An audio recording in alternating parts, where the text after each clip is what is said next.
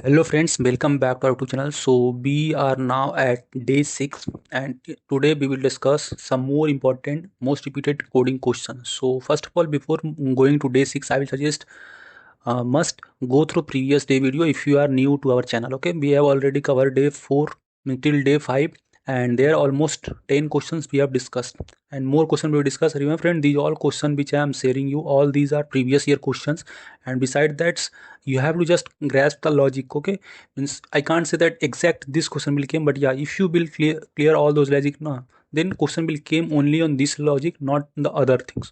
That's the important point. Okay, because as I've already said, they might give you descriptive questions, but main gist of question will be this. Okay, so let me discuss first question. First is that check if a number can be expressed as of 2 prime or not, means as sum of 2 prime or not. So what is our problem description? So given an integer n, now you have to determine whether it can be expressed as sum of 2 prime or not. So for solving these questions, you have to basically know the concept of prime number and some basic logic. So again, I will say before moving to the solution or before jumping to our solution, try to solve by yourself. That is important things. Coding is not about watching the video, but you have to practice. If you are able to solve, then congrats, must comment your solution and continue watching our logic. If you don't know, no need to worry, return this video and again go to that and try to understand this and again practice, because practice is very very important in coding. When we come to example 1, suppose input is 5, so it can be expressed as sum of 2 primes or not. So yeah, it can be expressed. Why? Because 5 will be equal to 2 and 3, I mean 2 plus 3, and 2 and 3 are both are prime number. So we can express this as sum of 2 prime number. Coming to example 2, that is the input 11. So can you express 11 with sum of 2 prime? No, it's not possible, because if you will do 2 plus 3, that will be 5, 2 plus 7, that will be 9. So you can't get 11 by summing of 2 prime. So here output will be no. Explanation, you can go through it. Remember friends, those who are asking that where can I get the PDF, so just you have to check the description and you can see in the description I have provided you the PDF. Okay, so just go through that and that will be basically important for you. Now let me tell you the approach. So what the approach actually I am applying here. So first of all, I will create a function to check whether a number is prime or not, and if a number is prime, it has exactly two divisor, 1 and itself. Okay, that is the divisibility from 2 to square root of n. I will check, and that is the concept of prime number. Now step 2, that I will check for the prime pair. Okay, so to check from n as sum of 2 prime, I iterate from I equal to 2 to n by 2, and if both I and n minus I are prime, return true. That is the simple logic of checking this. Okay, so let me first discuss the C++, then Java, then Python. So coming to our C++ solution. Okay, so coming to our C++ solution, that is the logic. Okay, so logic which I am applying. So bool is prime means first of all I am declaring the, or in taking the library input, that is hashtag include bits std_c++.h and using namespace standard. Now bool is prime, that is the condition to check prime. So if n less than 1, you know this will be base case, that will return false. And for int I equal to 2 to I less than equal to square root of n I plus plus, if n mod I, return false, because you are getting more than one factors, so that will be return false and that will be your not prime number. So this is a simple concept of prime number. And then there will be concept of whether it can be expressed as sum of 2 prime or not. So as I have explained you the logic, that what is the logic I'm gonna apply here, I will just check whether n can be written as sum of 2 prime by iterating from I equal to 2 to n by 2, and both, if both I and n minus I are prime, then I will return true, because that will be our sum of primes. Okay, so same things here I am doing. Bool can be expressed I equal to 2 to I less than equal to n by 2 I plus plus. If is prime I and is prime n minus I, then return true, otherwise return false. Again saying friend, this question was asked in the previous year as it is. So you have to know the logic and you have to just know the concept that how you have to take the input. So again saying, if you haven't gone through our video that how to take input or different input scenario, you can search this video. Almost 4,000 students have go through it. So you should know how to take the input. That is important part in NQT exam. Okay, because if you don't know input, then you can see question is not so much hard or difficult, but the concept of taking input is little bit trickier. Now coming to the Java solution. So before moving to Java solution, let me run this code in the compiler and showing you the things. Okay, so this will be same thing, bool is prime if n less than 1, run false, and same code I have written here. Now let me run and check this. Okay, so let me first check with the number that was our 11. First let me check 11, output should be no, and for 5 we have to check. Okay, so let me write 11.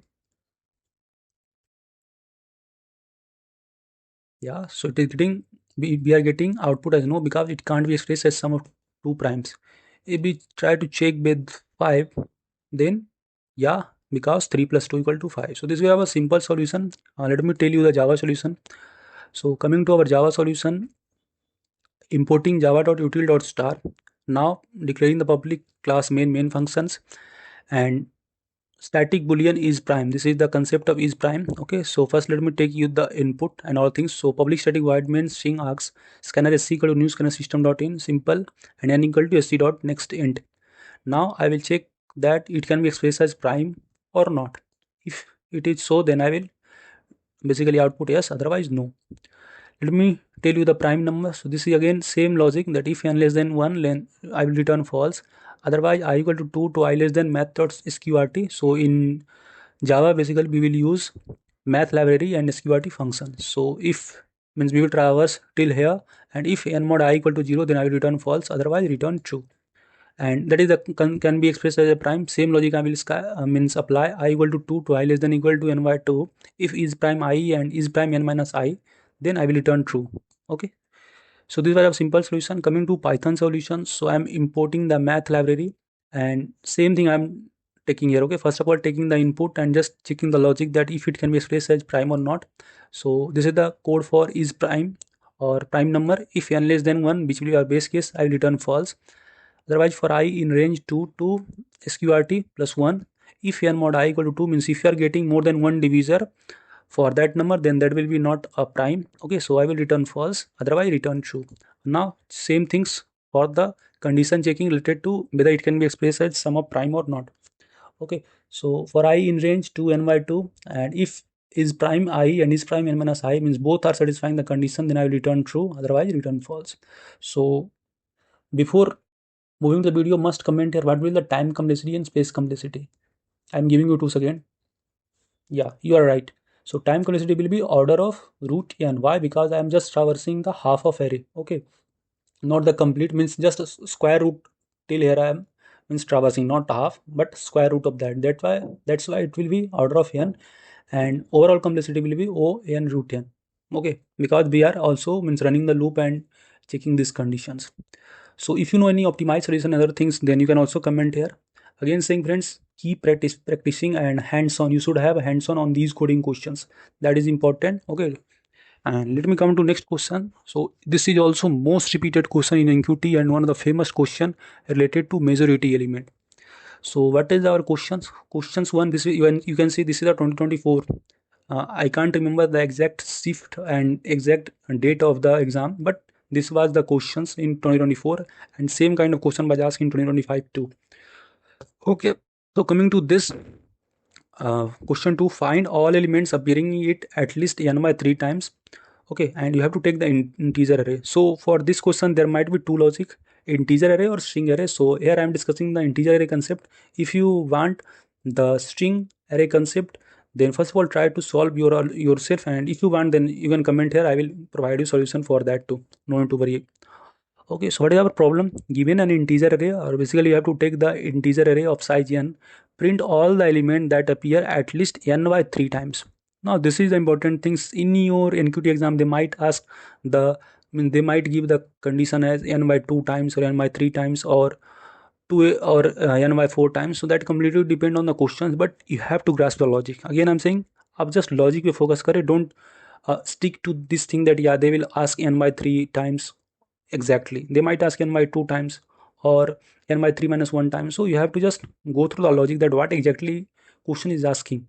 Okay, and if no element exists, then I will print -1. So that is the questions and our problem statement. Coming to example, suppose this is the element, there is total 7 elements are there, and this is the array 1 2 3 1 2 1 1. So just count the number of elements.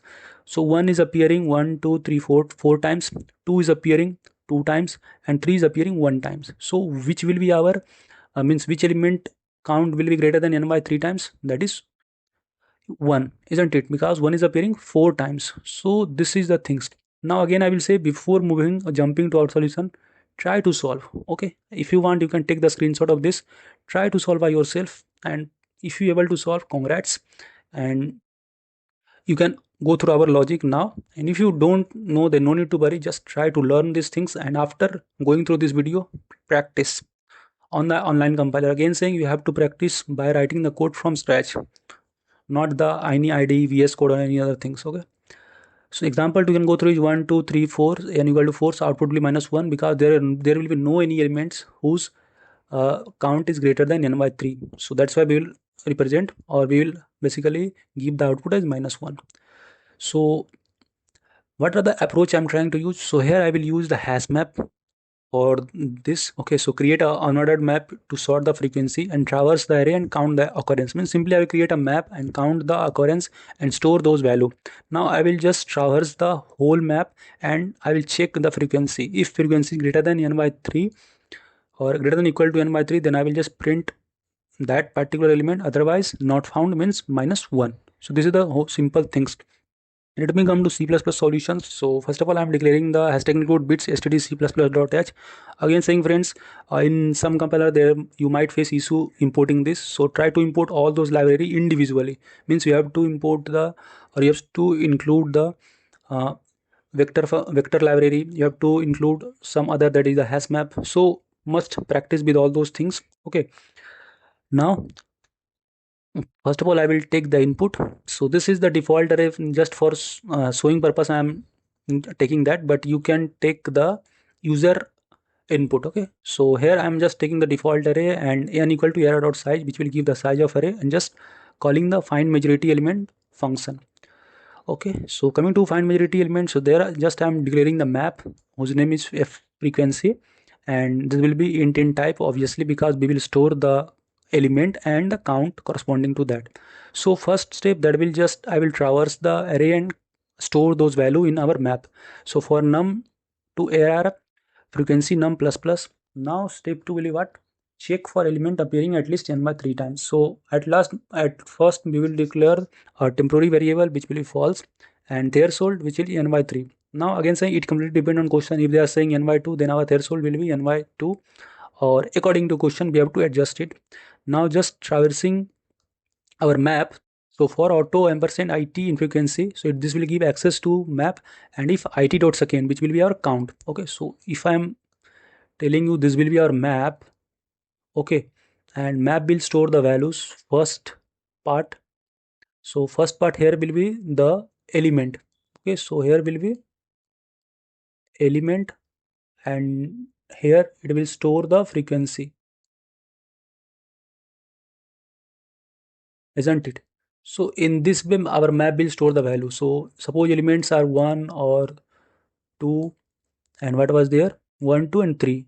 So when you will create the map now, then it will store the frequency of those. So 1 is appearing 1, 2, 3, 4, 4 times, so this frequency will be 4 times. 2 is appearing 2 times, so here it will show 2 time, and obvious 3 will be 1 time. So this is the map, and we will just try to traverse the map. So auto it in frequency it dot second. Why it is second? Because this will be our first and this will be our second. So it will give the access to your frequency of that particular element. So for 1 it will be the 4, for 2 it will be 2, and for 3 it will be 1. So if id dot second greater than equal to threshold, see out id dot first and found equal to true. If no such element exists, means if not found, see out -1. So this is a simple logic. And coming to Java function, in Java solution. Okay, so again before moving to Java solution, let me run this code and show in the compiler. Okay, so just clearing this. Now here I have just given, means for the sake of your understanding, I have just taken the inbuilt array, but if you want you can say user input. So must comment the code for the user input. Okay, so I'm just running this code, and I think online cover, yeah, you are getting the solution is 1, because 1 is appearing 4 times, which will be which is satisfying our condition, that is greater than equal to n by 3 times. So I hope you got the solutions. Let me discuss the Java solution. So import java.util.star class main and this is the function of our majority element. Okay, so before moving to that, let me take the input. So I'm taking the input, passing the array and calling the function. Okay, and calculating the size and pass and calling the function. So coming to our find majority element function. So here I'm just taking the parameter array and n as an input. Okay, means which will be our number of elements. Now declaring the hash map integer frequency equal to new hash map. So this will create our hash map, and same things hash map will also store the value in this format too. Okay, just there we are using another map, or and here we will use hash map. So just storing the frequency of this. So in Java we will store the frequency in hash map in this way. So fire int num to arr means just traverse the element, and frequency dot put num frequency get or default num 0 plus 1. So this will help to store the value in this map. Okay, so again the map will be created for 1, 2 and 3, and corresponding count will be added here. Now check the condition. So first of all I will declare the temporary variable found is equal to false, and there should be ny3. Same, just I will check the value, means traversing the map. So for map dot entry integer, so this will basically give us access to the map. Okay, and if entry dot get value, so through get value you can get the value of those element in the this. Okay, so you will get the access to this part, that is second part. So in C++ we are doing iterate second, not, but here we will do get value. So get value will give this value, means access to this, and get key, this will be this one. So it will store the value in, or it will store our data in key value pair. Got it? So this is the map concept. I think those who are doing coding continuously, you have clear cut idea about this. Friends, if you are getting our solution now, and if you are getting some value from our video, please like this video, okay, and support us. Your support is important.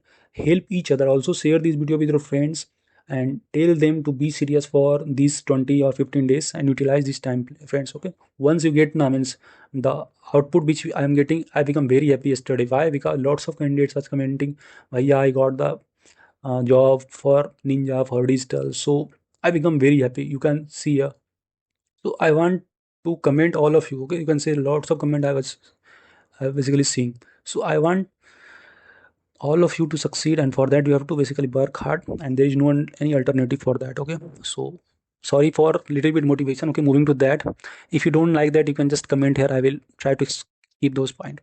Coming to Python solution, again declaring n, which will be length of array, and counting the frequency in array, and check the element with frequency greater than ny3. So here again threshold will be ny3, and just for key value in frequency dot items, means this will give access to those, and if value greater than threshold, then I will just print out that value. If not found, then print -1. So this is simple Python solutions. Okay, this is our find majority element function. Got it? So I hope you got the solution. Now coming to the homework question, again saying friends, you are not doing homework, so please comment your solutions. Okay, again saying keep engaging in this video, that is the good thing, and that will be basically positive thing. So comment the solution. Okay, if you don't know, then you can come to our video and I will discuss in the next class. So this is our bonus question, and this is the homework question. So problem is check if two strings are anagram or not. What is anagram? So just you have to take the two string input, and you have to count the characters in both string. If count is same, means if same frequency, then you will basically say yes, otherwise no. So you can go through this, and you can take the screenshot for the questions. Okay, I hope all of you have taken. So this was all about this questions, and best of luck for your further preparation. Keep motivated and keep, I mean, take your rest too, and focus on the FT and other part too, FT reasoning and other code. Okay, besides that coding we have daily at least 2 or 2.5 hour करे, because coding will play a critical role. कोई भी query हो, कोई भी suggestion हो, make sure to comment here. I will try to incorporate all those things in upcoming video. Thank you. Meet you in the next video.